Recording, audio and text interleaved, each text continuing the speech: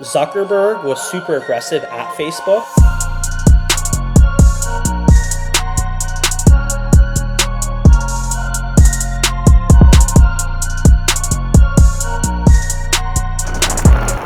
Hi, I welcome you all in today's podcast in which we will be talking about what are the common mistakes people do when they pursue for data roles, how the skills are important for these roles.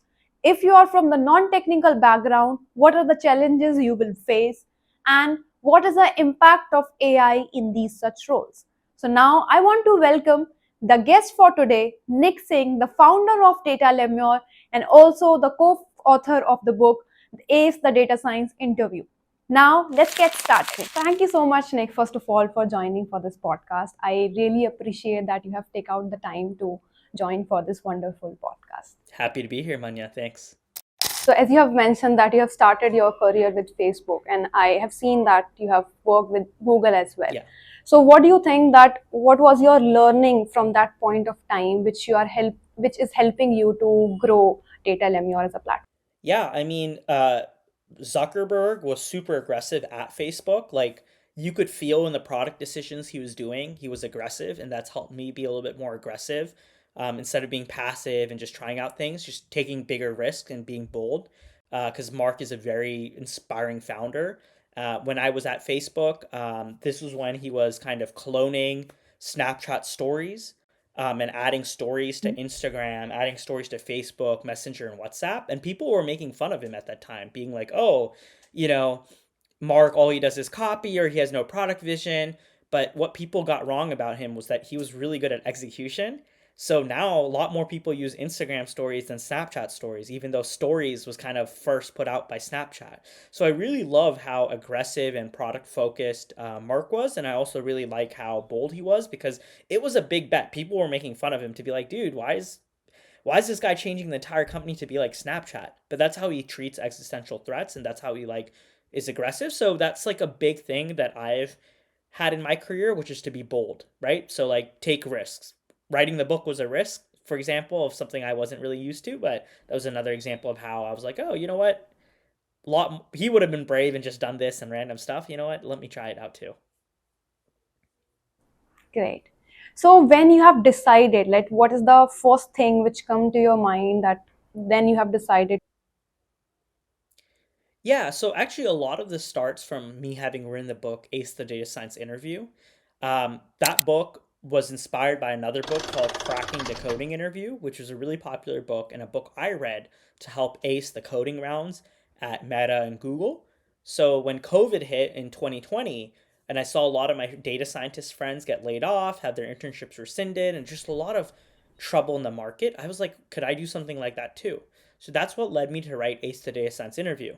So that book did very well. It's an Amazon #1 bestseller in data science. We've sold over 50,000 copies. But one feedback I kept getting, Manya, over and over again was your SQL questions in the book are great, but I wish I could practice them in an online platform. So that's kind of what pushed me towards making Data Lemur. Perfect. So as you have mentioned that SQL questions was good. I totally understand that because I also use that for my Yep, practice purpose. But I wanted to know that what was the exact problem you have seen that because we know that there are a lot of platform which is already available for the sure. SQL practice. What is a differentiator you have bring in with the data lemur as a Yeah, platform? so I definitely invite people to go check out Data Lemur to see the difference. You'll find a lot more detailed solutions, detailed hints, higher quality problems, higher quality solutions throughout the site. Um, Again, it's the same way that we weren't the first data science interview book to be out there, but there's a reason we outsell everybody else. That's the same Mhm. reason why Data Lemur has been growing so well as well. Is that we just do the simple things correct. Like you're gonna find higher test quality cases, higher quality solutions, and yeah, we don't take ourselves too seriously either. So it's a little bit fun, especially our SQL tutorial. It's written a little bit more casually.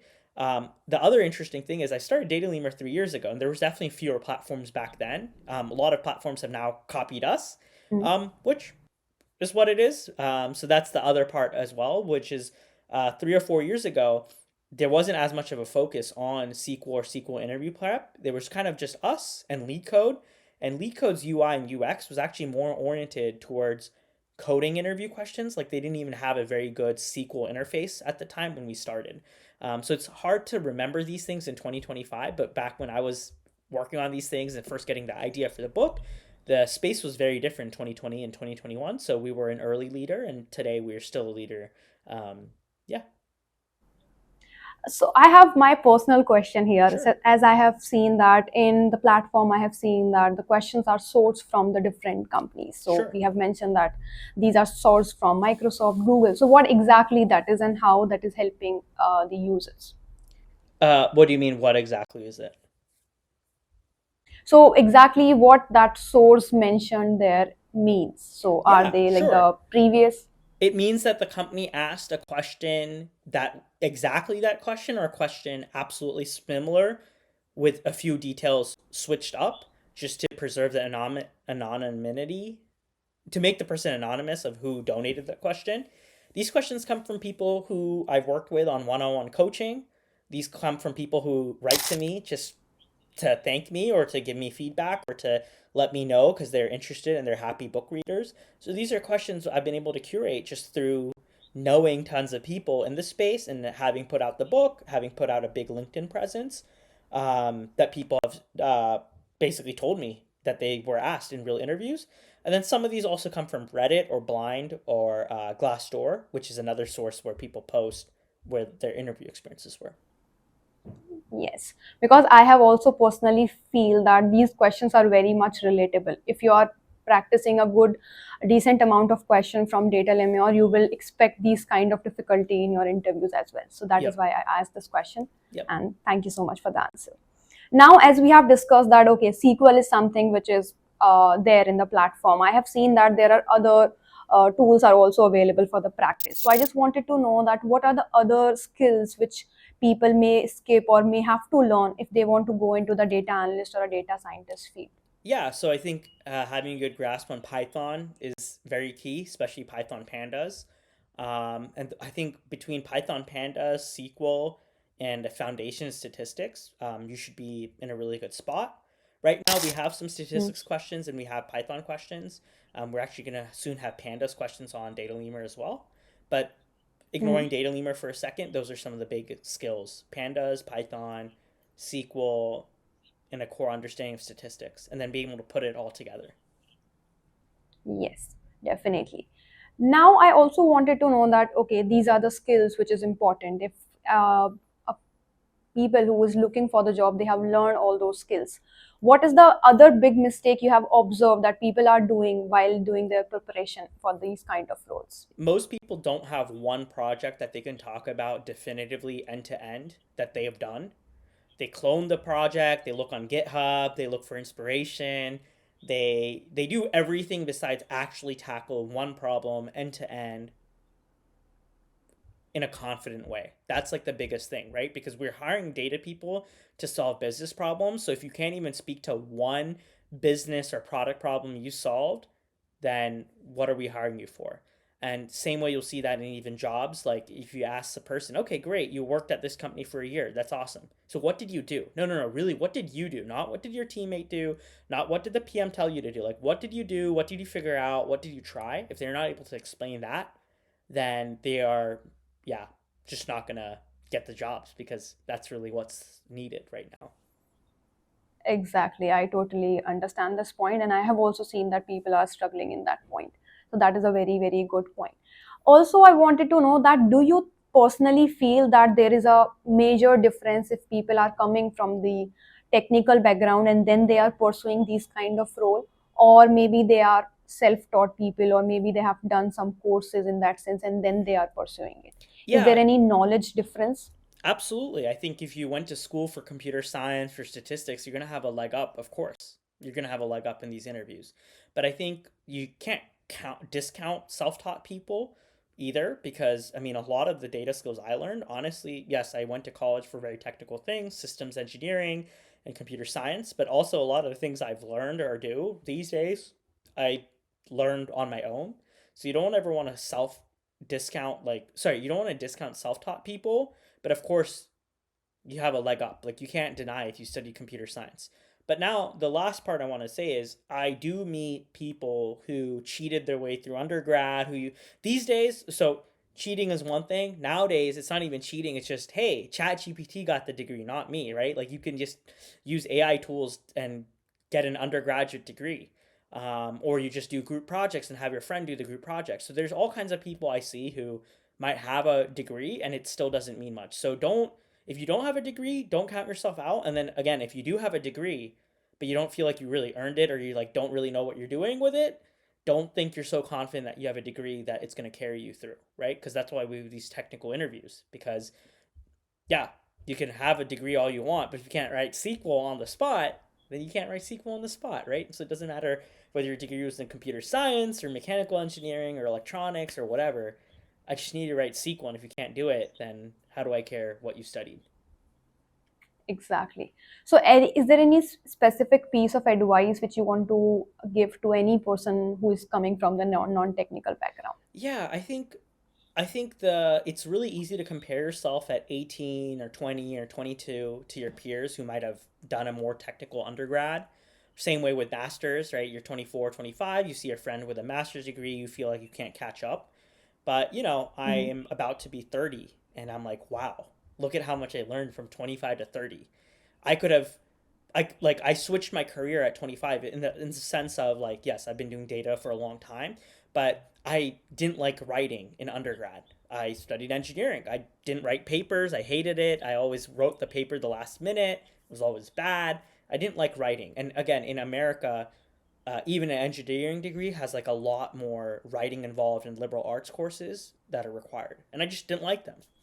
And at 25, 26, I wrote a book, which I never had really planned to do, thought I would do, and the book's done really well. So, what I mean to say is that if I had said at 24, hey, I'm not good at writing, I can never write a book, I would have never gone down this path. Same way, writing on LinkedIn is only something I did in the last 5 years. And now I'm a LinkedIn top voice with 180,000 followers. But if you asked me at age 20, hey, Nick, do you want to be an influencer or do you want to write on LinkedIn? I'd be like, no, I'm not on Facebook. I'm not on Instagram. I'm not trying to go viral. I'm not trying to, I'm an engineer. I'm a nerd. What do you mean go viral on social media? That's not anything to do with anything I'm interested in. So the lesson I have for people is that like, hey, a lot can change in 5 years. So if you're 22, 23, and you look at other people who started 5 years before you at age 18, you might count yourself out and say, oh, I'm too late. It's too late to start. But in reality, like, wow, you can keep learning, you can keep progressing, and your career is long. You have to work for 40 years. You can easily do 4 different careers of 10 years each in this lifetime, right? So um, I didn't have that perspective when I was graduating college. I thought what I graduated in is what I had to do, and that's what I had to do forever. Exactly. But that is not the situation. For me, also, it was not the thing because I have been from the non technical background. I have studied commerce, and after Sure. that, I studied sales and marketing in my college. But then I started looking into data analytics, and now I'm working as a data analyst. So, yes, obviously, things get changed if you keep on learning something new. Absolutely. Yes.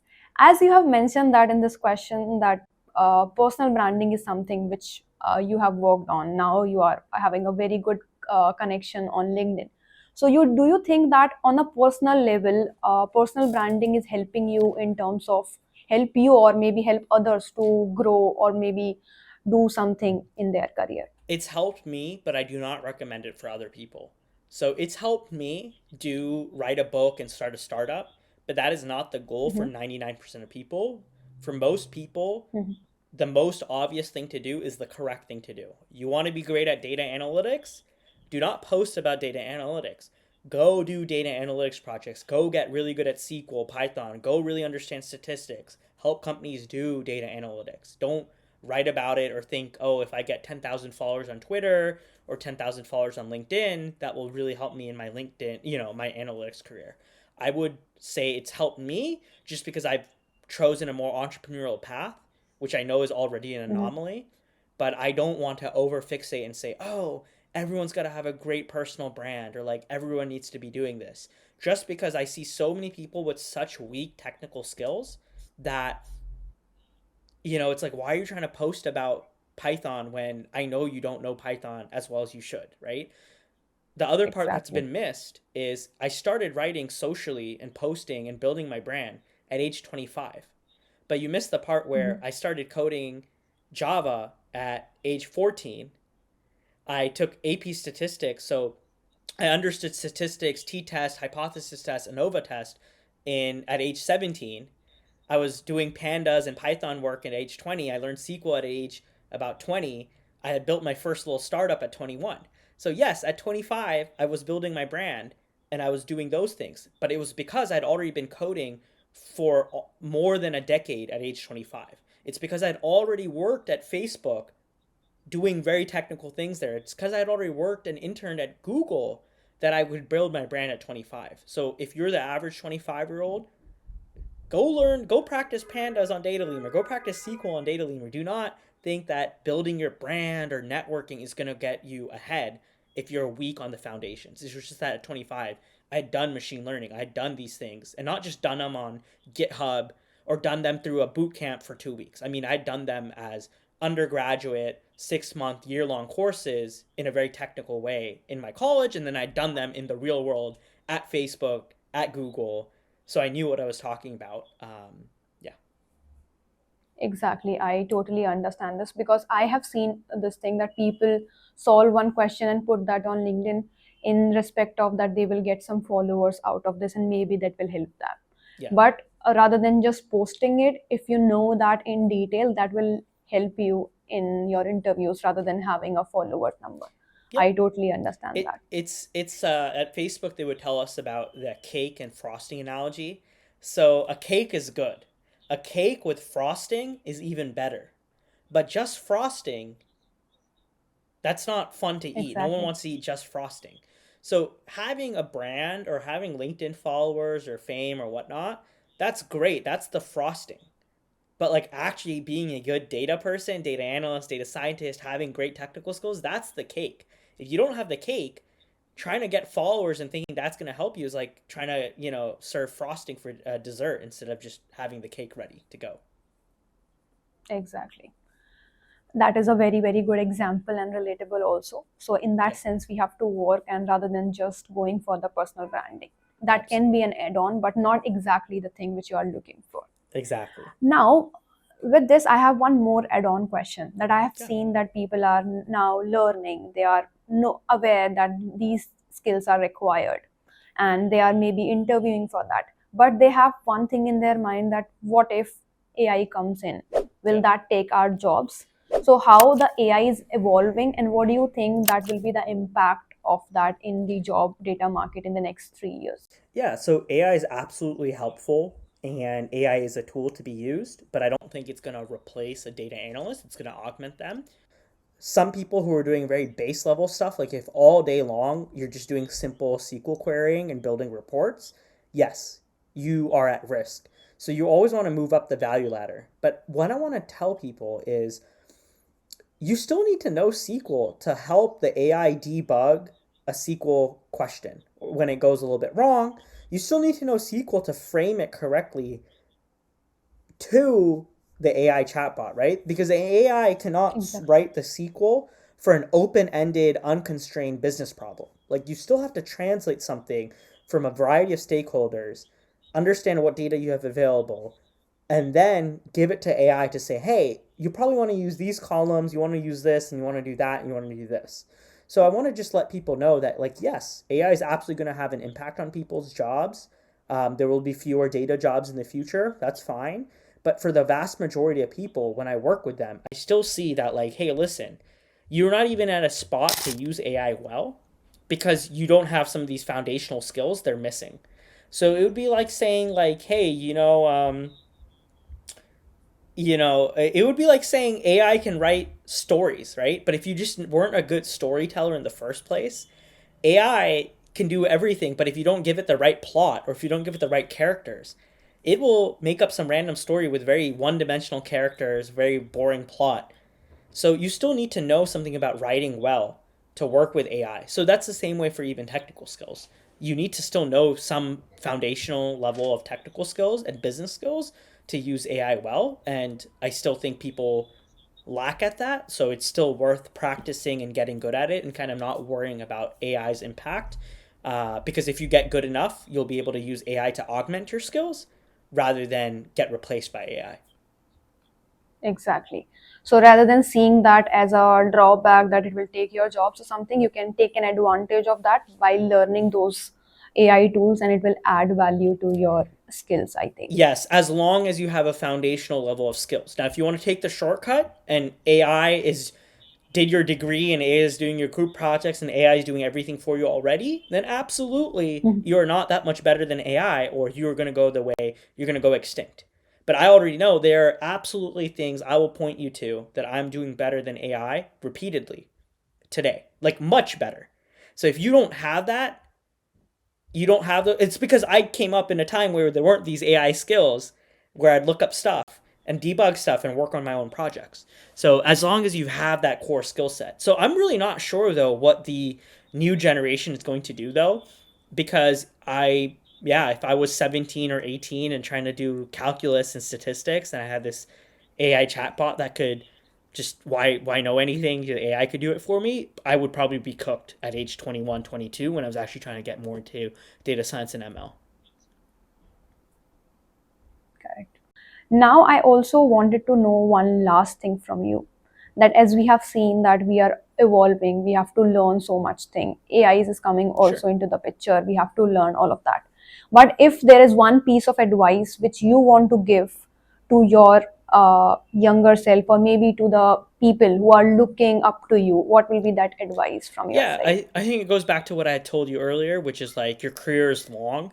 So even if AI is very good at SQL or you're not good at SQL, if you put your time frame as like I need to get good in 1 week, it's very overwhelming. But if you say I need to get good at SQL over 1 year, it's absolutely doable.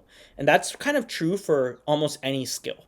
Like even writing was one of those things where I thought, oh, I'm not born a writer, I'm not very good at liberal arts or English, but now I have a best-selling book. And it only took like maybe a year's worth of practice on writing and then another year of trying to write publicly and then a year of writing the book. So it only took me 3 years to do it.